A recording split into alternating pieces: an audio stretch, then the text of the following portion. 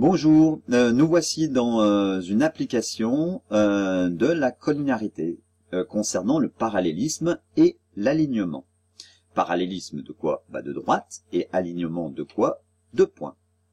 Alors, tu as beaucoup d'outils déjà concernant le parallélisme et l'alignement, comme par exemple deux droites perpendiculaires à une même troisième droite sont parallèles, enfin des choses comme ça, Thalès, voilà. Pour l'alignement aussi, eh bien c'est un outil qui vient compléter toute ta palette d'outils qu'il va falloir ressortir et ensuite il faut choisir le bon outil lorsque tu es confronté à un exercice qu'on y ouvert dans lequel on ne t'impose pas de méthodologie. Donc voilà un outil supplémentaire. Deux droites AB et CD sont parallèles, si et seulement si quoi? Alors on a dit dans la collinarité, lorsque deux vecteurs sont collinaires, leurs directions ils ont même direction. Qu'est-ce que ça veut dire même direction? Ça veut dire que les droites qui portent les vecteurs sont parallèles. Alors si je représente un petit peu à la va-vite là, une droite AB, alors avec deux points quand même, A et B ici, et puis une autre droite par là, CD, ces deux droites sont parallèles, d'accord? Qu'est-ce que je peux dire des vecteurs AB et CD? Eh bien en fait, ils ont même direction, donc ils sont en fait collinéaires. Donc deux droites AB et CD sont parallèles, si et seulement si les vecteurs AB et CD, alors je peux aussi dire BA et DC, BA et CD, AB et DC, voilà, je peux faire ces combinaisons-là. Par contre, je peux pas faire la combinaison CB et DA, sauf si on a un parallélogramme. Mais a priori, il faudrait que les vecteurs soient égaux. Quoique sur ma figure, ils sont presque égaux. Si et seulement si les vecteurs AB et CD sont collinéaires. Et voilà que ça recommence, mais c'est pas grave. C'est un O ici, c'est un joli O. Voilà. Maintenant, voyons voir la propriété concernant l'alignement de 3 points. Alors, faisons aussi une petite figure. Alors, je vais faire une droite. 3 points, A, B, C.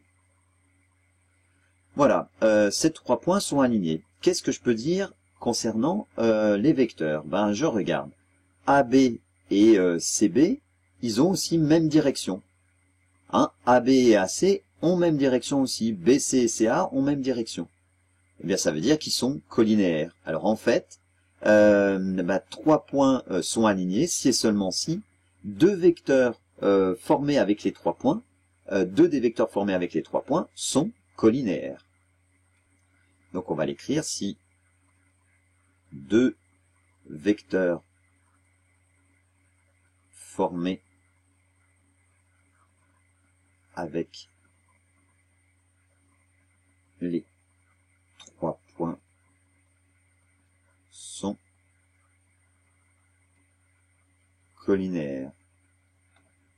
Alors attention, deux vecteurs formés avec les 3 points, il faut pas que tu aies le vecteur AA, le vecteur BB, etc.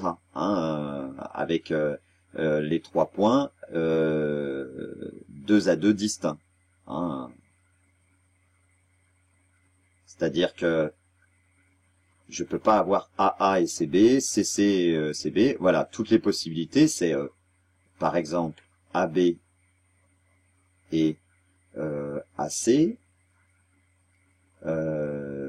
sont collinéaires, par exemple.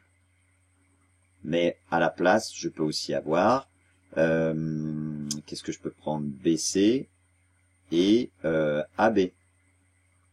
Je peux aussi prendre qu'est-ce que j'ai? CA et BA. D'accord? Il faut en fait deux vecteurs avec un point en commun, formés deux vecteurs avec un point en commun. Voilà. Voyons voir sur l'exemple ce que ça donne. Alors, on a 5 points, et on veut savoir si les droites AB et CD sont parallèles. Eh bien, je prends le vecteur AB, je prends le vecteur CD, et je regarde s'ils sont collinéaires. Donc ça, on a déjà vu comment on faisait. Eh ben vas-y, allez, fais-le, et on vérifie. Alors, le vecteur AB, ben, abscisse de B moins abscisse de A, 8 moins 2, 6, et ordonnée de B moins ordonnée de A, 2 moins 3, moins 1. Pour CD, moins 3, moins 6, moins 1, non, 0, moins 1, ça fait 0 plus 1, ça fait 1. On remarque quoi? On remarque que CD égale moins AB. Donc, AB et CD sont collinaires. La rédaction est celle-ci. Hein.